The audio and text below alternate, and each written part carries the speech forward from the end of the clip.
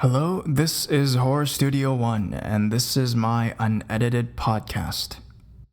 Hello, this is Horror Studio 1, and this is my unedited podcast, number 14. And if you guys don't know, which you guys probably will not know, if you guys knew, that'd be pretty weird, I am filming in a different location because my bedroom has been occupied. Yes. So I am filming in my living room right now. And today I would have something to talk about with you guys. It's a bit of a more chill topic than, the more serious stuff. So I'm just gonna be more chill today.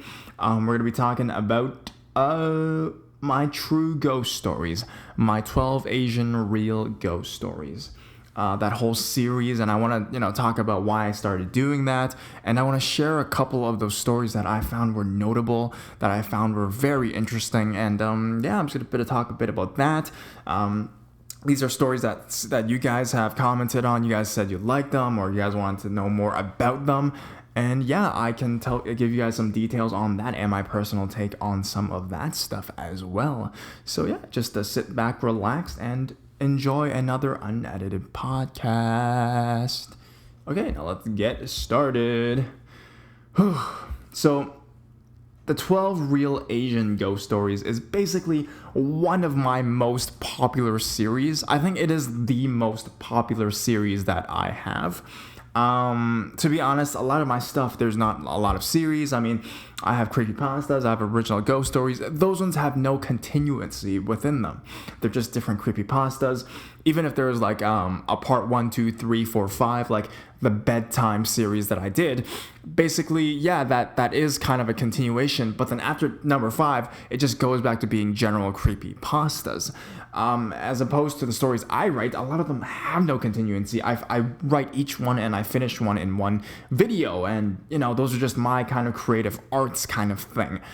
For the other type of true countdown videos, the 10 subscriber videos, 23 ghost stories from the internet, these ones are basically they are ghost stories. They are countdown videos about aliens, about ghosts, about stuff like that, about ghost rape even, but they really have no kind of central idea. The only one I feel that has the most of a central idea is the one we're talking about today, which is the 12 Real Asian Ghost Stories. I find them very fun to do, honestly, because they can explore different cultures, Asian cultures, and they have a centralized theme to them as well. So let's say if you are from Singapore or something like that, you will be interested in that whole video because that is your country kind of thing. So it's really easy to hook people. And I realized that pretty early on that not a lot of horror YouTubers have been doing that. I don't think there has been a single one that has continuously put out ghost stories for various different countries, and that's something actually I pride myself in doing because it does take quite a bit of time. I mean, if you go on Reddit, there's a lot of ghost stories. If you just, dig deep, you can find a lot of really good ghost stories, and they're a lot easier to find. But for the Asian ghost stories, to find geographically the different types of ghost stories, it's a lot harder to do.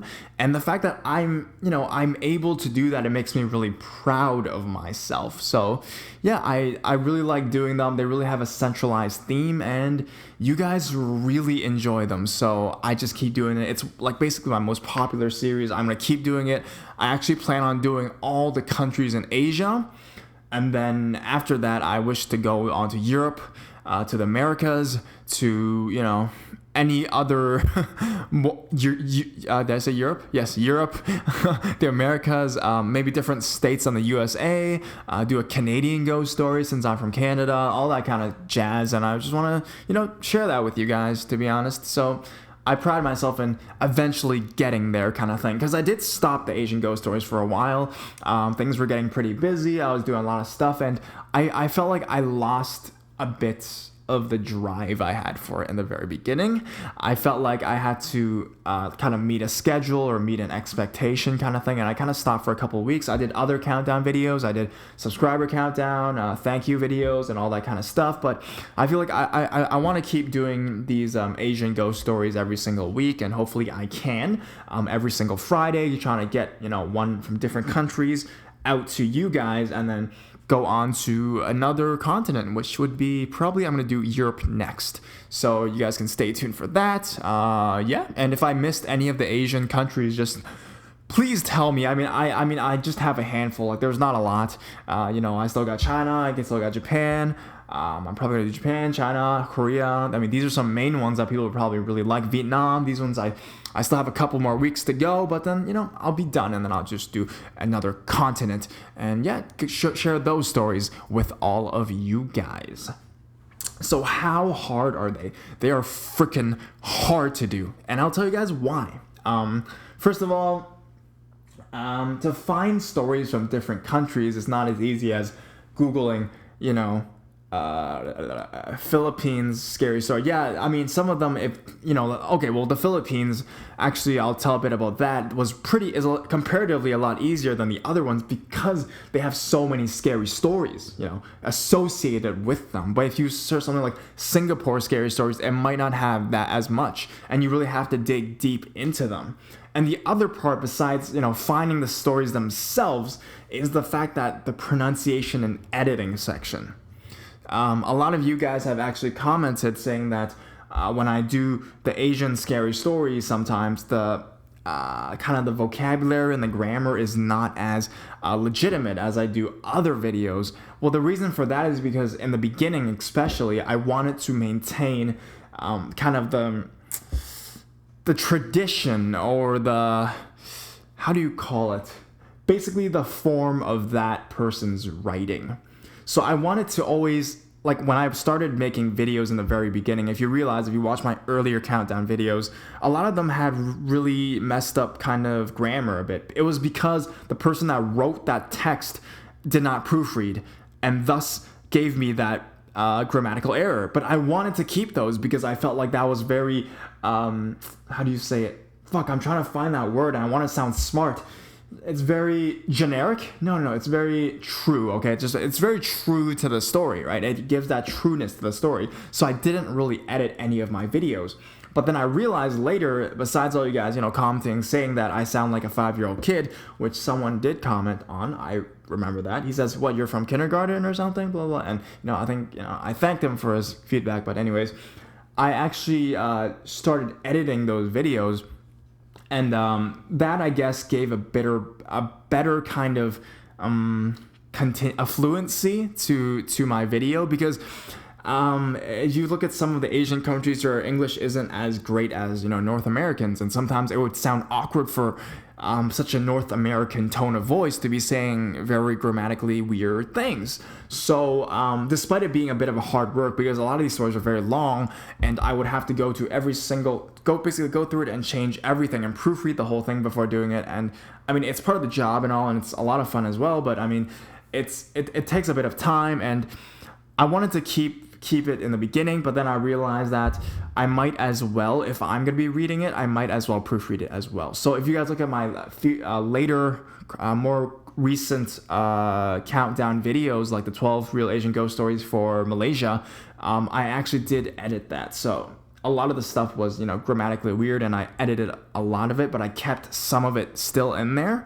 just to differentiate it from stories from other countries like the USA or something like that. So if you guys are, you listen to my stuff and you can catch on to that maybe, then that'd be pretty awesome. So yeah, that is a hard thing to do, to be honest. And I feel that's kind of one of the reasons why a lot of narrators stay away from that, because for them it feels so weird to be talking in such a fashion, I guess. So for me, I just, dived into that, and yeah, I'm enjoying it. It's not as bad as I would have thought to edit all those stories. It's not really that bad, because I get what they were trying to say, and then, I just go from there, basically. So there's a couple of stories I do want to share with you guys. There's 4, actually, that are very notable that you guys have commented on, and I personally was very either fascinated, intrigued, or even touched by those stories. And I'm going to talk about a bit of with you guys right now, but I'm going to get a drink of water because my voice is dying.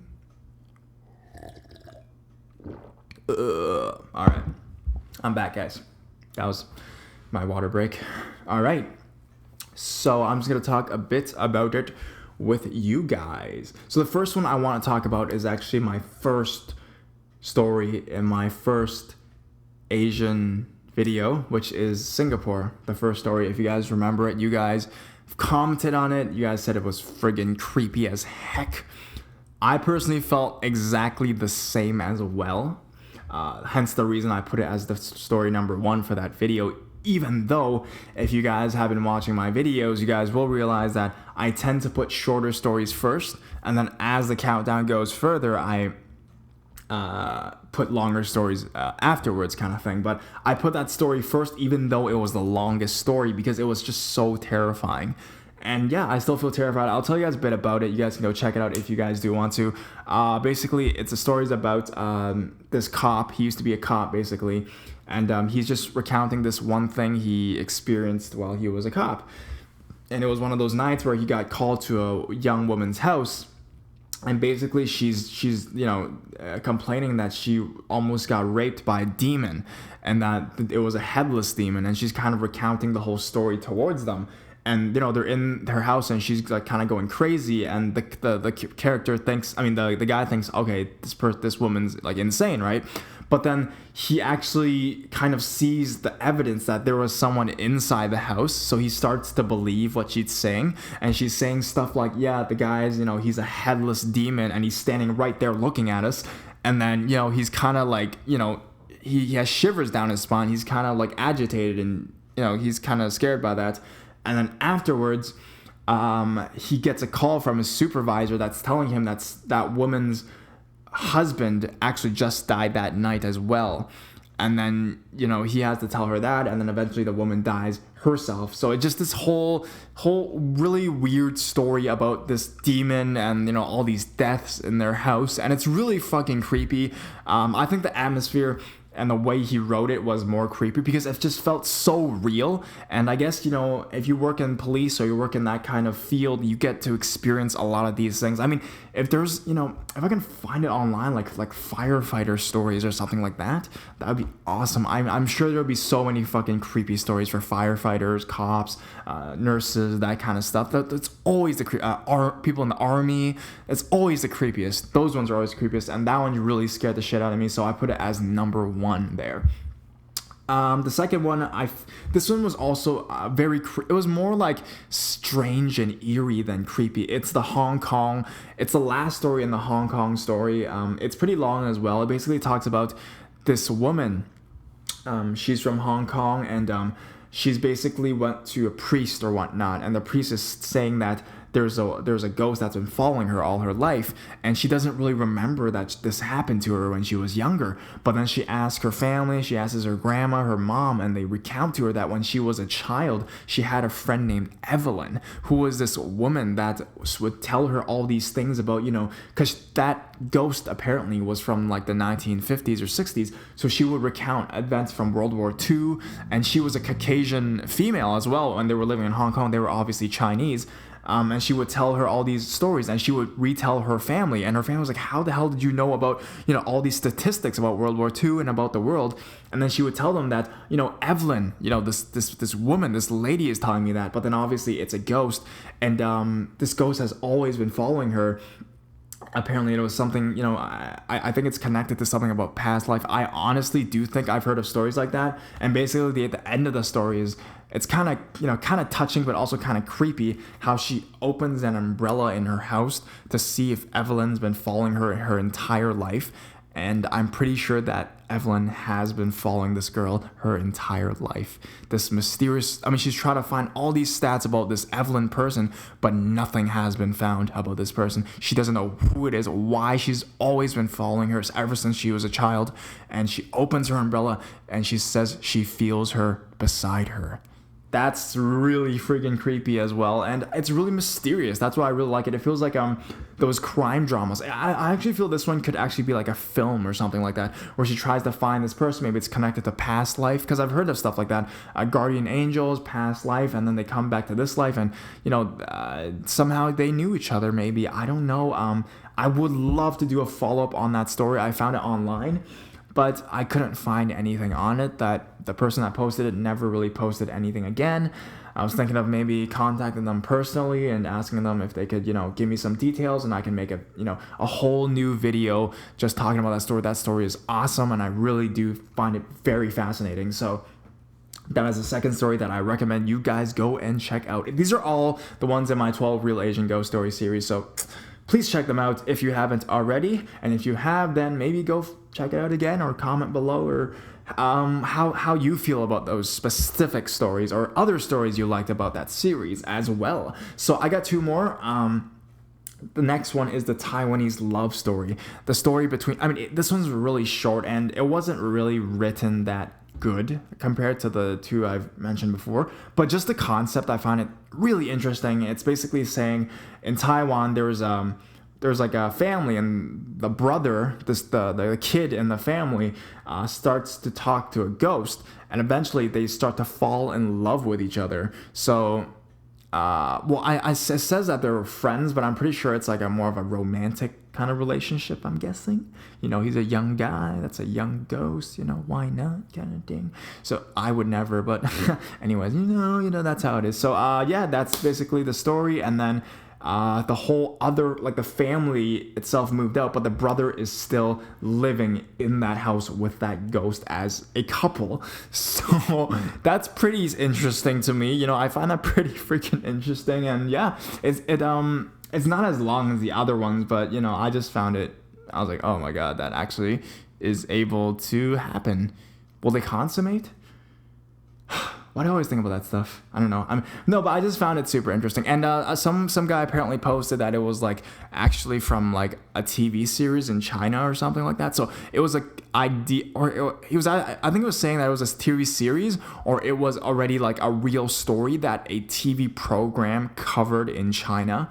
And it feels like, I guess he was trying to imply that I took it from that TV series. No, I did not. There's actually an original text for that story, but maybe the guy that wrote it, maybe it's the same person, maybe he was inspired, maybe it's a fictional story and he was inspired. But anyways, I just find that really so fascinating. Again, a lot of you guys are really questioning the authenticity of the stories I present. I like to believe they're all true. If I don't honestly believe they're true, I honestly will not narrate them. Like if it's too bullshitty, like I've read a lot of stories, even some people that messaged me and told me to narrate their stories through YouTube, and I read some of their stories, and it was pretty didn't really seem real. Like, I'll just give you guys one instance, and I have nothing against this individual, but it just personally, I just felt that it wasn't that authentic. The reason was this person kept on telling me to narrate his story, and then he would write me the story, and the story itself wasn't written that well. And I was like, okay, thank you. And I took a look at it. It wasn't written that well. I replied to him saying that maybe I, and this was really early on. This wasn't recent. This was a long time ago. This was when I had like maybe 2,000 subscribers or something like that. And then I basically told him, oh yeah, okay, I'll take a look at it. It wasn't really written that well, but he would ask me every day what I thought about the story, and he would keep sending me all these stories, and these stories would get more and more. It would be exaggerated. There's a loud echo in this room. I'm kind of scared now. I don't know why. I get scared so easily. I don't know why I do these videos. Anyways, yeah, this guy kept on sending me all these different kinds of stories every single day. And then I was like, okay, cool. And I would check them out, and they would seem very unrealistic. And the reason why I never really responded to him after that, besides the fact that it's pretty rude to basically spam my inbox and spam my comment section every single day and ask me, have you read it yet? Kind of thing, was the fact that he had his own YouTube channel, and he made videos. So I clicked on this person's video, and he was a young kid. He was basically like, he looked like he was 8 to 10 years old. Well, thus hence the behavior that he was displaying, but also the stories that he was writing was talking about him and his wife. All right, so these. I know these aren't real stories, buddy, because you're like a 10-year-old kid and you're talking about you and your wife driving to Mexico and in a hotel you saw a ghost. Like, I'm not going to believe that a 10-year-old kid's going to have a wife and he's going to drive to Mexico. So, you know, some of the stuff, I mean, it's obviously bullshit. And to be honest, the stories weren't written that well because I guess he was like a 10-year-old kid and a 12-year-old kid or whatnot, but also because just the fact that they're not real. Even if they were written really, really well, and I somehow found out that they weren't real, I won't narrate them because when I narrate them, I have to feel that I'm in the character, right? I'm not doing a creepypasta. I'm actually trying to indulge in the mindset of the person that's writing the story. Hence, you guys say, you know, I sound like I'm actually telling the story because I try to, you know, put myself in their position. And if I know it's fake, I cannot do that. So hence, I don't narrate stories that I don't believe. So all the stories that I narrate, if you viewers don't believe it, that's fine, you know. But I personally will have believed it to be able to narrate it. That's basically all. I have one last story. It's a really popular one as well. But before that, I'm going to get a drink of water again. My voice really sucks these days. I'm getting old, man. I'm getting old, bruh. I love water, man. Okay, the final story is in my Malaysian, 12 Malaysian ghost stories one. It's the final story for that one. It's the girl with the cancer story. A lot of my videos, I tried to put kind of a spin at the last story, either with comedy or with a more emotional touch. And a lot of you guys seem to really like that. And I personally really like those kinds of videos as well. Even if I watch films or any kind of comedy films or even horror films, I really like the story when, you know, the whole story is like a comedy, but then it ends up with an emotional touch. And same with the horror stories. If the ending is emotional, I tend to remember that movie more. So I've always tried to do that with my videos as well because I personally really do like it. The Malaysian one actually talks about this little girl. Actually talks about this babysitter who babysits a little girl with cancer, with brain tumor. Sorry, and then basically. She's babysitting this girl, and she's the sweetest girl in the world, but there's a ghost with her, which is her mother, who's passed away when she was born, who never got to hold her. And they would play, and then this babysitter sees this ghost, and then she asks the kid about it, and the kid's, you know, tells her that it's her mom.